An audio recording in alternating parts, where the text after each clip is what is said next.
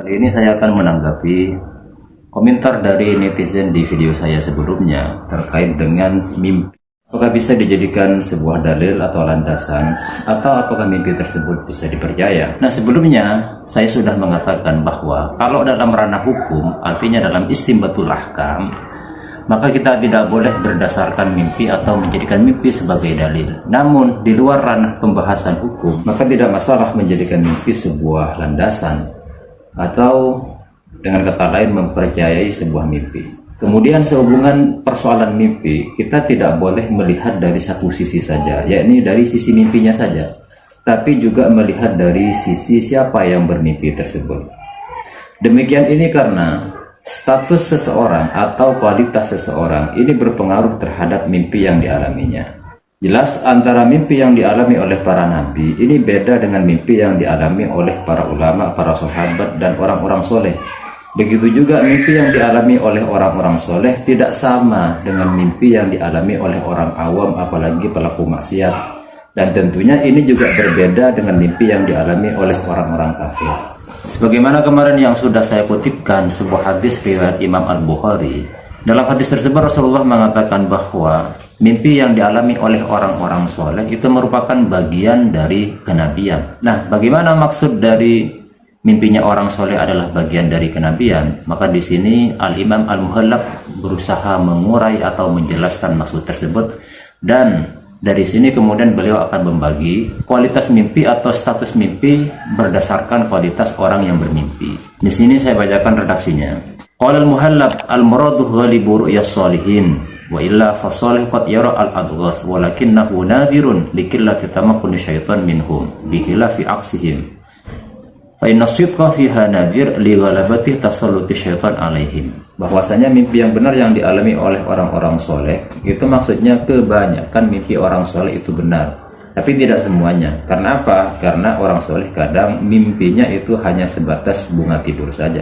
Beda dengan orang yang tidak soleh, apalagi yang bermaksiat. Fa inna sidqa fiha nadirun.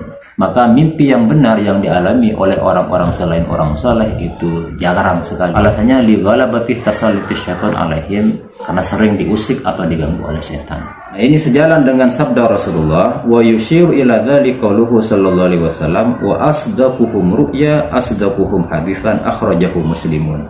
Orang yang mimpinya lebih banyak benarnya dialah orang yang omongannya atau pembicaraannya lebih banyak jujurnya.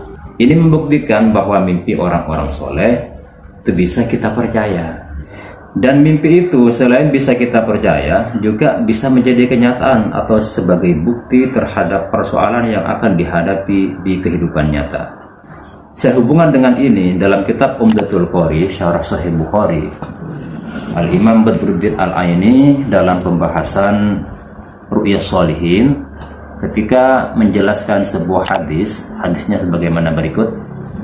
Kemudian beliau mengatakan, wa fihi dalilur ru'ya as-shadiqah syahidatun ala umuril yaqdah wa kaifala wa huwa juz'un min sittatin wa arba'ina juz'an minan nubuwah. Hadis ini, kata Badruddin Al-Aini, menjadi sebuah dalil atau argumentasi bahwa mimpi yang benar akan menjadi bukti atau menjadi saksi terhadap persoalan yang akan terjadi di dunia nyata. Artinya apa? Mimpi itu akan menjadi sebuah kenyataan. Wa kaifala, bagaimana tidak, kata beliau, wa huwa juz'un min sittatin wa arba'ina juz'an minan nubuwah. Mimpi yang dialami oleh orang-orang soleh, mimpi benar itu adalah merupakan bagian dari 46 bagian kenabian.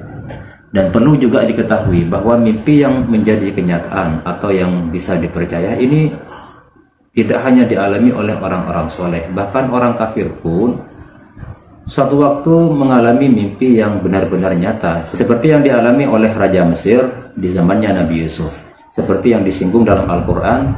A'udzubillahi minasyaitonirrajim. Wa qala al-maliku inni ara sab'an baqaratin simani ya'kuluhunna sab'un ijafun wa sab'un sumbulatin khudrin wa ukhra yabisat. Ya ayyuhal mala'u aftuni fi ru'yaya in kuntum li ru'ya ta'burun. Nah, ini kan mimpi yang dialami oleh raja di zamannya Nabi Yusuf yang waktu itu belum bertauhid dan belum percaya kepada Allah. Dan jelas ini kafir. Dan ternyata setelah ditakbir atau dijelaskan oleh Nabi Yusuf, Maka raja ini percaya dan benar-benar terjadi dialami oleh masyarakat Mesir waktu itu. Kemudian lagi contoh mimpi yang dialami oleh orang kafir tapi menjadi kenyataan, artinya benar dan bisa dipercaya, adalah dua pemuda yang juga masuk penjara bersama Nabi Yusuf. Yang pertama mimpi memeras anggur, yang kedua mimpi menaruh roti di atas kepalanya kemudian dimakan oleh burung. Itu disinggung juga dalam Al-Quran. Bismillahirrahmanirrahim. Wa dakhala ma'hu sijna fatayan. Dan dua pemuda juga masuk ke penjara bersama Nabi Yusuf. Qala ahaduhuma inni arani a'siru khamra. Salah satunya berkata, saya bermimpi suatu waktu memeras sebuah anggur. Wa qala al-akhar inni arani ahmilu fawqa ra'si khubzan ta'kulu tayru min. Dan yang lain bermimpi saya membawa roti yang kemudian saya taruh di kepala, setelah itu dimakan oleh para burung-burung. Kemudian mereka berkata, nabi ta'wilihi, tolong takwil mimpi yang kita alami. Inna naraka minal muslimin, kami melihat Anda seorang yang baik. Perkataan mereka berdua kepada Nabi Yusuf. Dan ini kenyataan, yang satunya itu menjadi pelayan raja dan yang satunya kemudian mati di tiang gantungan dan jasadnya dimakan oleh burung-burung pemakan makan. Nah, kalau mimpi yang dialami oleh orang-orang kafir ini bisa dipercaya dan menjadi kenyataan sekalipun jarang, apalagi mimpi yang dialami oleh orang-orang soleh. Jadi seperti itu cara memahami mimpi. Bukan hanya melihat mimpinya saja, tapi juga melihat sisi atau kualitas orang yang bermimpi tersebut. Sekian, terima kasih.